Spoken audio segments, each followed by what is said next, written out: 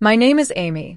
Standing in the midst of my sister Lily's so-called luxury baby shower, I'm holding a glass of tap water in my old dress while she, with a microphone in hand, sneers at me in front of 300 guests. People without kids don't really need money for themselves, she proclaims, pointing the mic at me, her smile as fake as a plastic flower. Helping me is probably the only thing she'll ever be good at.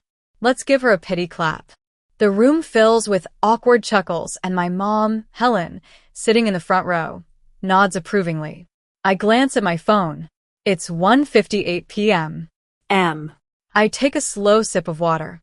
In just 2 minutes, this so-called grand event will change hands, and Lily has no idea she's trapped in the web of her own deceit. 3 weeks ago, my life was on a different track. I was living frugally in my small studio apartment, munching on instant noodles because I was determined to save every penny. For 5 long years, as a financial analyst, I'd been carefully saving every bonus, overtime pay, and tax refund. On my laptop screen, the spreadsheet showed a beautiful figure, $22,000. It was my ticket to a new start, enough for a down payment on a cozy condo. Then, late one night at 11:42, my phone rang. When I saw Lily's name on the screen, my heart sank.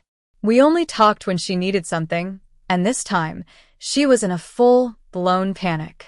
"Amy, please. The baby. Oh my God, the baby," she wailed.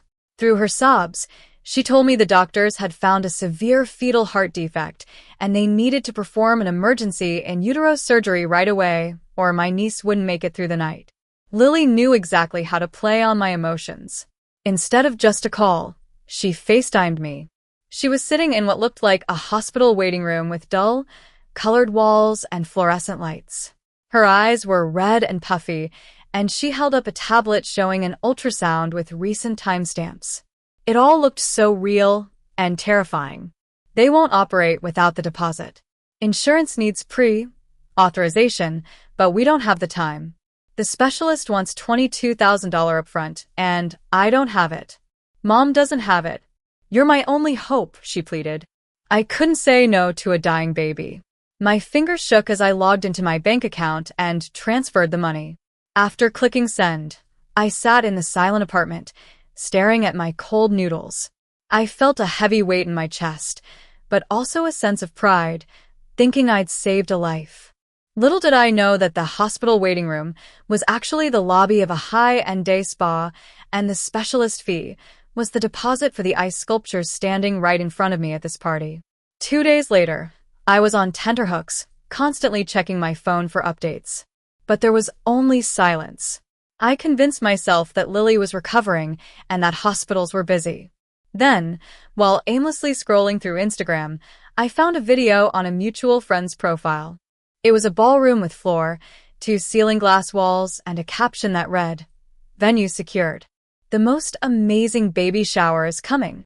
I heard Lily's voice, the same voice that had been sobbing about a dying baby just 48 hours ago. Now, it was full of arrogance and triumph. "Look at these ice sculptures. Can you believe we pulled this off? Thank God for those stupid silent sponsors," she said. I was stunned. It all clicked. The surgery fee was a lie. My $22,000 had paid for this lavish party, not a life-saving operation. The baby was never in danger. I decided to take action. I called the number on the invoice Lily had sent me, pretending to pay the post-operative bill. The person on the other end said it was a beauty clinic, not a pediatric surgery center. Fraud confirmed. I then drove to the glass pavilion. The owner, Victor, was frustrated with Lily because she hadn't paid the remaining balance of $15,000. The contract was void, and the caterers were about to walk out. I saw my chance. I told Victor the first wanted to book the venue right then and there, pay the full amount up front, and sign a new contract in my name only. I pulled out my emergency credit card, and after it cleared, I held the new contract in my hands. It felt like a weapon against Lily's deception. Back at the party, it's 2:05 p.m.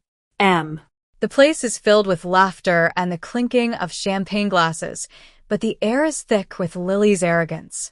She's floating around like a queen, with Helen trailing behind, singing her praises. Helen spots me and, without lowering her voice, hands me a stack of used cocktail napkins. Amy, can you be useful for once? Clear the table near the entrance. It looks messy in the photos, she orders, treating me like hired help. I take the napkins, place them on a tray, and pull out my phone. I send a message to the head of security, Tom. He gives me a subtle nod. Lily, annoyed by my presence, tries to have me removed from the party. A security guard steps forward, but instead of coming to me, he goes straight to Lily. The music stops and the room falls silent. Tom hands Lily a clipboard with a new contract. When she sees my name as the exclusive sponsor, her face goes pale. I step forward and whisper to her that I know about the fake surgery charge. I give her two options: either fake a medical emergency and leave quietly, or let me show the police report and have her arrested in front of everyone. Her pride shatters. She clutches her stomach and screams about the baby. Her husband carries her out, and the guests scatter. Helen storms over, furious, but I hand her proof of the fraud. She stole the money, and you helped her spend it, I say before walking out. The next morning, I sell Lily's debt to a collection agency. 3 weeks later, her husband's credit is ruined. He finds out about the fraud, and their marriage collapses. The venue refunds part of my money, and I use it for a down payment on my own condo. It's empty, but there's a sense of peace that money can't buy. If you've ever had to fight back against betrayal, drop a fire emoji in the comments.